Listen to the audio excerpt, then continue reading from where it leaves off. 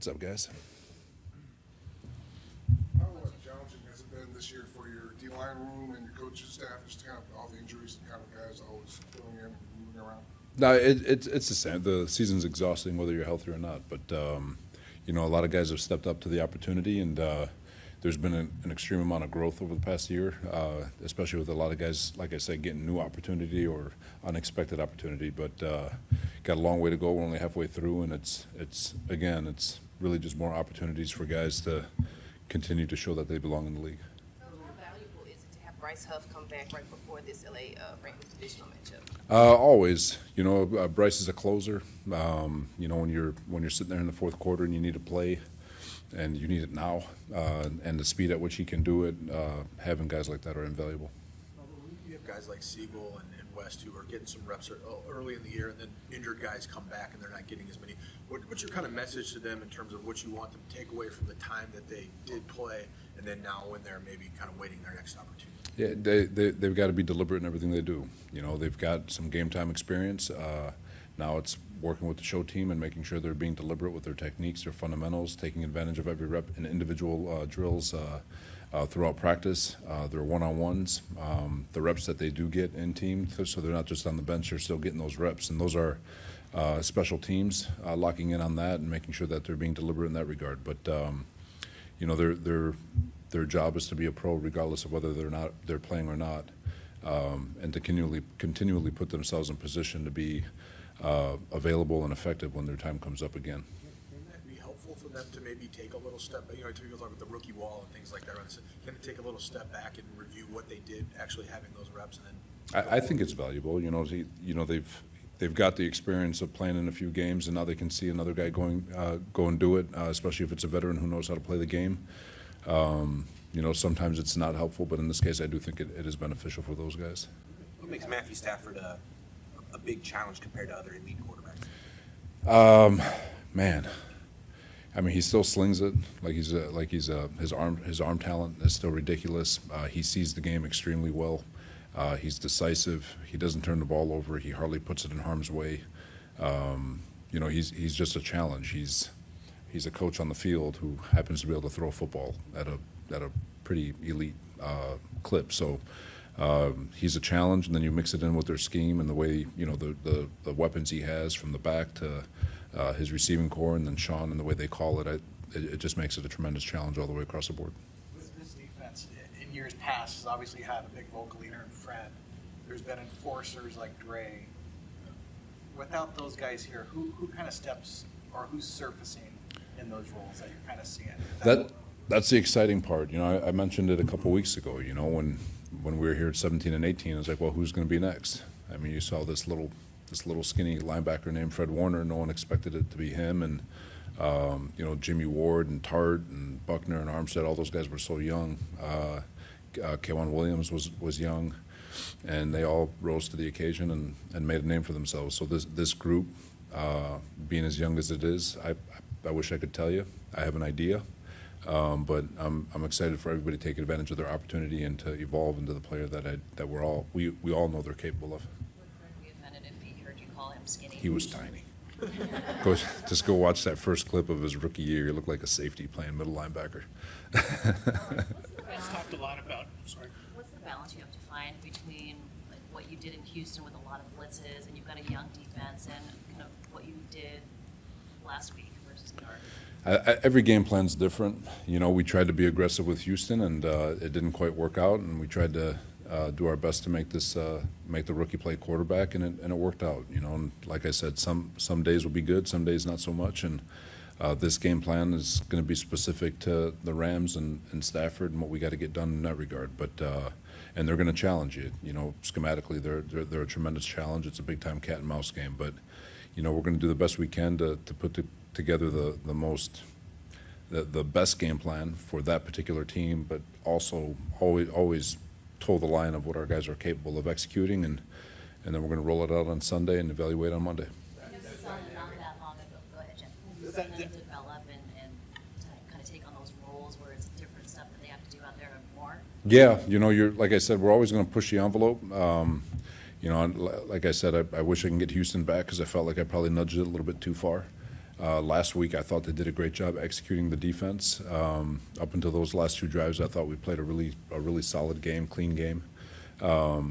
You know, and this week it's no different. You know, you're going to try to push the envelope, but always try to find balance. And like I said, we as a coaching staff are learning our players. They're learning us, and I think that evolution. It's, you know, like we talked about today. The objective is to continually get better and to master our techniques and be deliberate in everything we do. And you know, we don't do a lot, and because we don't do a lot, we can focus more on our technique and fundamentals. And usually at the end of the year, that's what takes over in the league, in my opinion. Is the people who can execute the best, play fundamentally sound the best, and play the fastest are usually the ones who are surging towards the end of the year, and that's what our goal is. That you just described with the team that you have so much familiarity with, how much, and you talked about the cat and mouse game, how much can you maybe over second guess what they're doing and just have to go out and do what you do? Like, hey, they know we know that they know that. No, there's definitely like, God, we've done that before, or is there, you know, there's, but which is why division games are so cool, because you know each other, and so it comes down to technique and execution. Players know players, O linemen know D linemen, vice versa. It's just it always comes down to execution.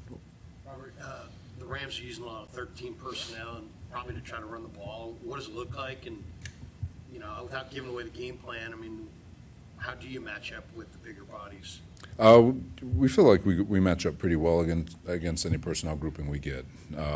We can get big if we need to. We can get small if we need to. But you know, I wouldn't be surprised if we saw more 12 personnel with Puka coming back healthy. So we'll be prepared for all of it. I know they've done a lot more 13 personnel, and I think it's kind of been out of necessity because of the injuries they've had at receiver. But with a couple of guys coming back, we could very well see a heavy dosage of 12. But whatever they roll out, we were expecting 12 last week, and all they did was run 11, and so you roll with the punches that you're getting on game day. How much has Green improved since OTAs, and how well is he playing right now? He's had a really good last 2 or 3 weeks where he's really taken a big step. You know, he missed some time in training camp, so I think he kind of got off to a slow start, but he's been deliberate. He's been working. I'm excited about the trajectory that Renardo's on for sure. Special teams has pretty much been improved here this year and the last few weeks especially. Kyle's talked about how proud he was of that. You work with a player in New York. What is he good at? How does he mobilize the special teams unit, which are pretty disparate little different groups that they have to have up? Yeah, no, Brant's been in this league a long time, and I'd be lying if I knew anything about him when I got to the Jets, but I feel like I got a million phone calls talking about how great this guy was, and he's pretty good. So he's detailed in how he approaches the game. He's his film study and his game plans and his schemes are, while like he's a guy that definitely from a special team standpoint will push the envelope in terms of scheme and technique, and once those guys get it, I feel like we're at a schematic advantage with him and how he does things, and you know, it's he's pretty fun to watch from a meeting standpoint, funny too, but when it comes to being detailed and making sure that everybody knows exactly what's being asked of him and how to do it, he's as good as they get. Can you help along the development of a player like Keon White, I'll get you. who this is his 4th coaching staff in 3 seasons, was a young guy with a lot of potential. He was drafted in the 2nd round, but has really not been able to have like continuity. How do you help along his development? And which player? I'm sorry. Keon White. Keon, you know what? Everyone's a little bit different. You know, with Keon, you know, it reminds me of someone like Quincy Williams, who we had at the Jets. He was drafted in the 3rd round by the Jaguars. Didn't quite work out. Cut after the 2nd year. We get our hands on him, and he's all pro, an all pro linebacker. Which credit to him and the work he put in.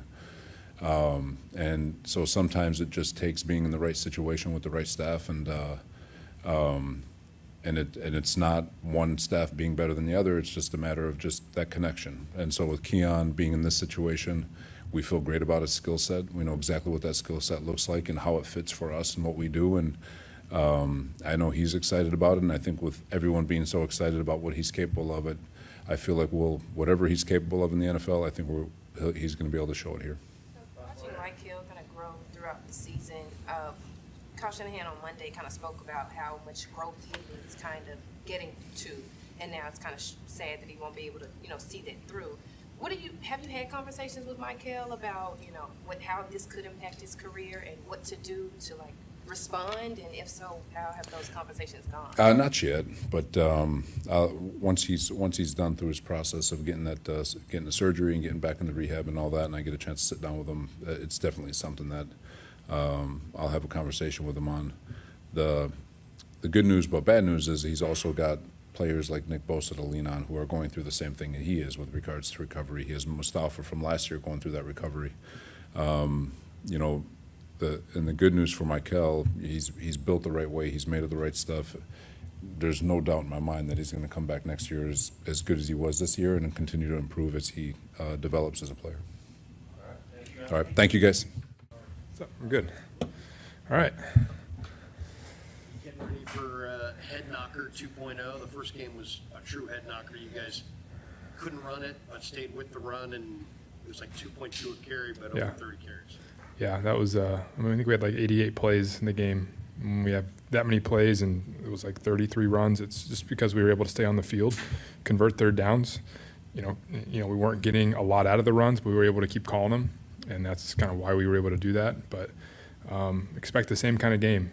These guys, we're going to have to, stay on the field and keep a really explosive offense off the field as best we can and score points. So however it shapes out, though, however it goes, we'll be ready. So, yeah, hope it's that kind of game again. How much are you thinking about putting together long drives when you're facing a quarterback like that? It's not really conscious. You'd love to score on 2 or 3. You'd love to hit explosives and be off the field, but it's definitely not a conscious thing for sure. You're not thinking about that, but it's just kind of how things have gone this year too. We haven't had a ton of big explosives to score fast, but if we're staying on the field, converting third down, that's going to help our defense. It's good for us. So.